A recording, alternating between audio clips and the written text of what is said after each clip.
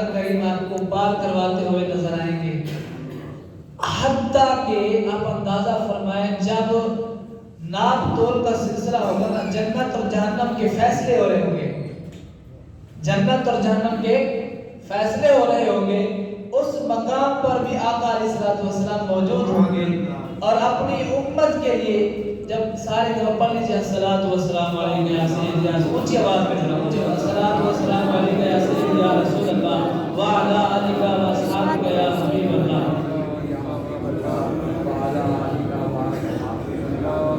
جب اپنے امتی کو دیکھیں گے کہ یہ جہنم کا فیصلہ ہوا تو آقا کریم اپنے رب کی بارگاہ میں التجا کریں گے کہ فیصلہ پھر کیا جائے، پھر نام توڑ کی جائے،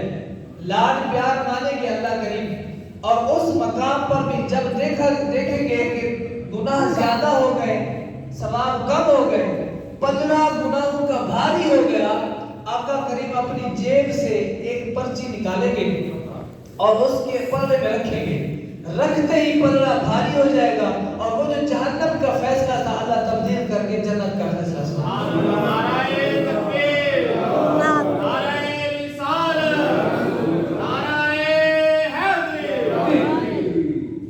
عزیزان مکرم، بتانا یہ چاہ رہا ہوں کہ ہر مقام پر آقا کریم جب دنیا میں تشریف لائے تو آپ کی زبان اقدس پر امتی کے الفاظ جائے۔ تو یعنی کسی مقام پر آقا کریم اپنی امت کو اکیلا نہیں چھوڑا، نہیں بھولے، حتیٰ کہ معراج پر گئے، جب انسان کسی اچھے سٹیٹس پہ پہنچ جائے، مقام پہ پہنچ جائے، پچھلے اپنے بھول جاتے ہیں۔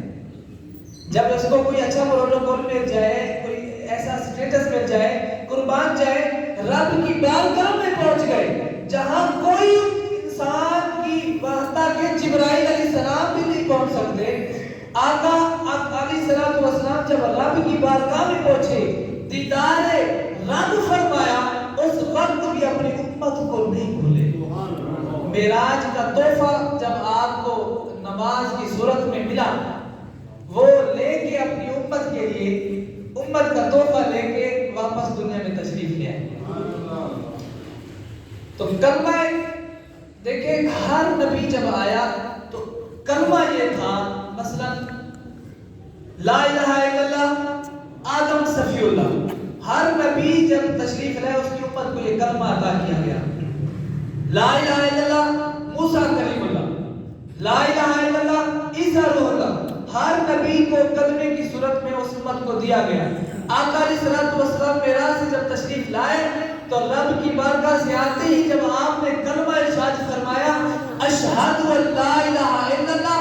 وحدہ لا شریک لہ، کہ وہ ذات فرمایا اکیلی ہے، اس کے سوا کوئی معبود نہیں ہے، میں گواہی دیتا ہوں۔ یعنی کوئی نبی دنیا میں آیا تو یہ کلمے کی صورت میں نہیں کہا کہ میں گواہی دیتا ہوں کہ وہ ایک ہے، لیکن رب کی بارگاہ میں کیونکہ دیکھ کے آئے، رب کو دیکھ کے آئے، دیکھنے کی صورت میں رب کی بارگاہ سے جب آئے تو اس لیے اپنی امت کو یہ کلمہ عطا کیا کہ وہ اکیلا ہے، وہ ایک ہے، اسی کی عبادت کرو۔ تو جب نماز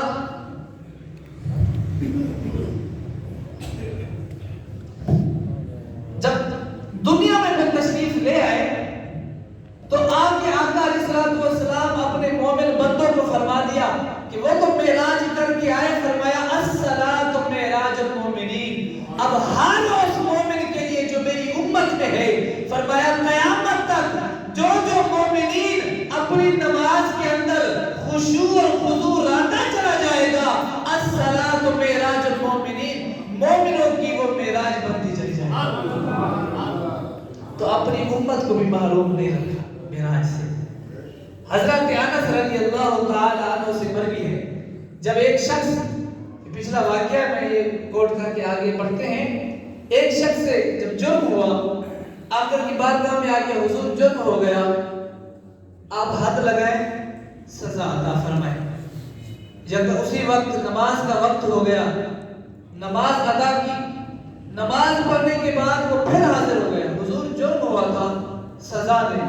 حد لگائیں۔ آقا علیہ السلام نے فرمایا،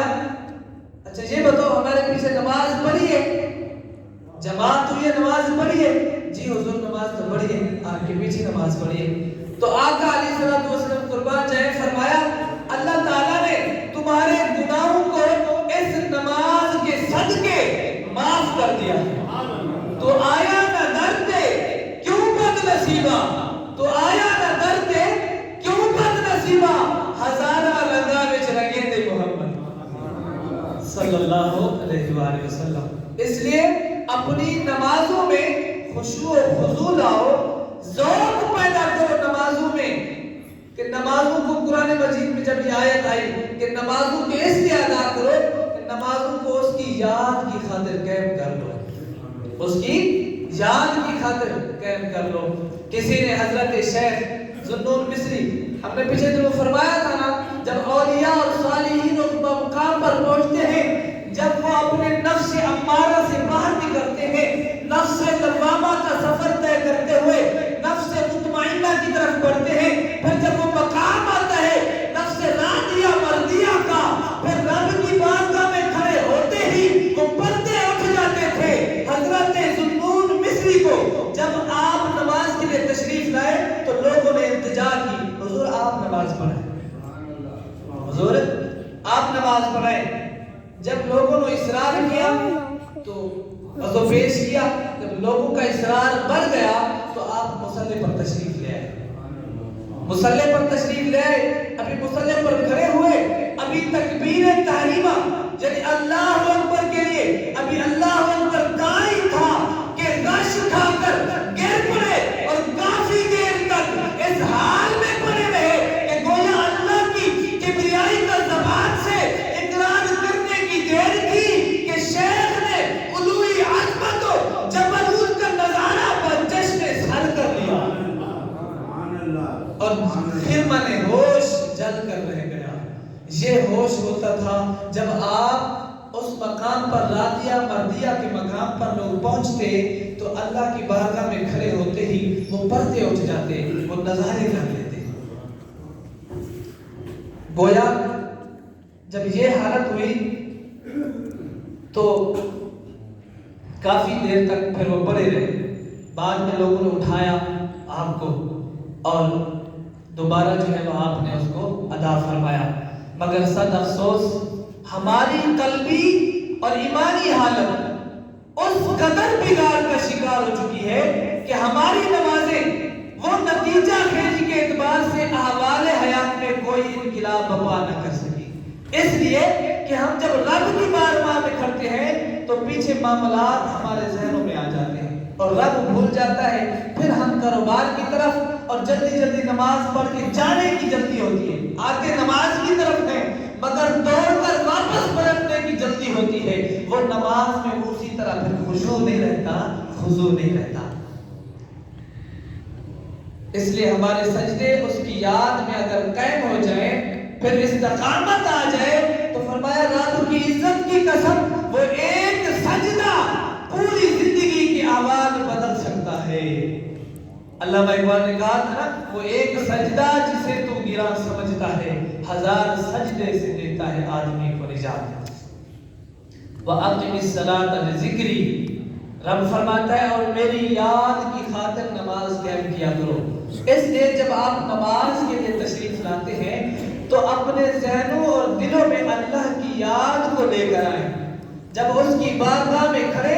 اولیاء اور صالحین کی طرح اللہ کی بارگاہ میں اس کی کبریائی، اس کی بڑائی کو سامنے رکھ کر جب نماز پڑھیں گے پھر اس کی کیفیات بھی آپ کو نصیب ہوگی، اس کے انوار و تجلیات بھی آپ کو نصیب ہوگے.